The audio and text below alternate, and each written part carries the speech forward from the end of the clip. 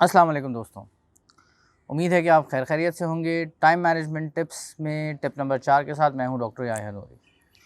और आज जो टिप हम डिस्कस करने लगे हैं वो बड़ी ज़बरदस्त है।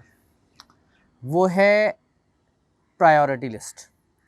टू डू लिस्ट के बारे में आपने सुना होगा। टू डू लिस्ट क्या होती है कि भाई आपने आज जो सारे काम करने हैं वो सारे कल रात को आप एक जगह लिख कर रखें और उसके बाद सुबह शुरू हो जाए।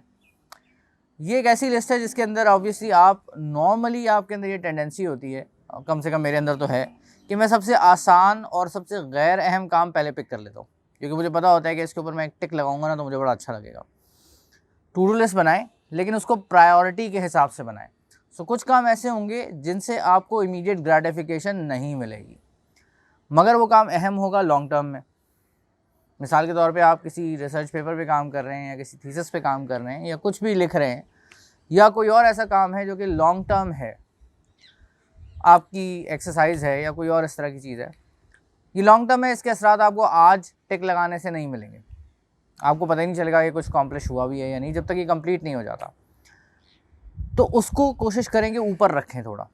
तो कुछ काम ऐसे होते हैं जो अर्जेंट तो नहीं होते लेकिन लॉन्ग रन में बहुत अहम होते हैं और हम आम तौर से उन्हीं को टाल के अगले दिन पे डाल देते हैं। प्रायोरिटी लिस्ट के अंदर क्या होता है कि आप चीज़ों को उनकी प्रायोरिटी के हिसाब से सेट करते हैं कि कौन सी चीज़ ऐसी है जो बहुत ज़्यादा अर्जेंसी भी चाहती है और बहुत ज़्यादा इंपॉर्टेंट भी है। मिसाल के तौर पे आपके बॉस ने आपसे कोई रिपोर्ट मांग रखी है, आपने कोई असाइनमेंट सबमिट करना है, ये अर्जेंट भी है और इम्पॉर्टेंट भी है, तो इसे आपने सबसे पहले करना है।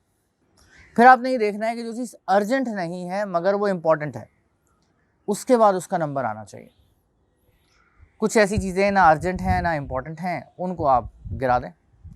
तो आपने इस तरीके से अपने कामों की तंजीम करनी है कि सबसे पहले कौन सा काम करना है, उसके बाद कौन सा काम करना है, उसके बाद कौन सा काम करना है। सबसे कीमती वक्त उस काम को देना है कि जिसके अंदर आपके लिए सबसे ज़्यादा समरात मौजूद है।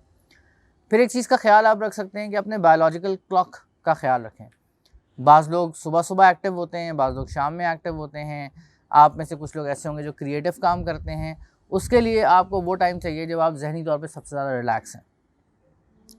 और एक और बात कि सोचने का काम हमेशा कागज़ के ज़रिए करें। ये जो टू डू लिस्ट है इस पे सोचें, इसके ऊपर प्लानिंग करें, तो इससे आपके अंदर जो क्लैरिटी है ना, जो सोच के अंदर जो उलझाव है वो दूर हो जाएगा और क्लैरिटी पैदा होगी। आपको चीज़ें समझ में आएंगी कि आप करना क्या चाह रहे हैं और नेक्स्ट स्टेप आपका क्या होना चाहिए। एक बड़े मज़े की किताब है द एक्सटेंडेड माइंड, पढ़िएगा। पढ़ नहीं सकते तो कम से कम उसकी समरी ज़रूर सुनिएगा। वो आपको ये बताती है कि आप किस तरीके से अपने दिमाग के बाहर सोच सकते हैं। दिमाग जो होता है ना, वो चीज़ें याद करने के लिए नहीं होता है सच। तो अगर आप रोज़ाना अपने दिमाग पे टू डू लिस्ट लेकर चलेंगे तो इसका आपको बहुत नुकसान होगा, बिकॉज आप फिर सोच नहीं सकते, क्योंकि आप इसके बाद क्या है, उसके बाद क्या है, अब क्या करना है, यही सोचते रह जाएंगे।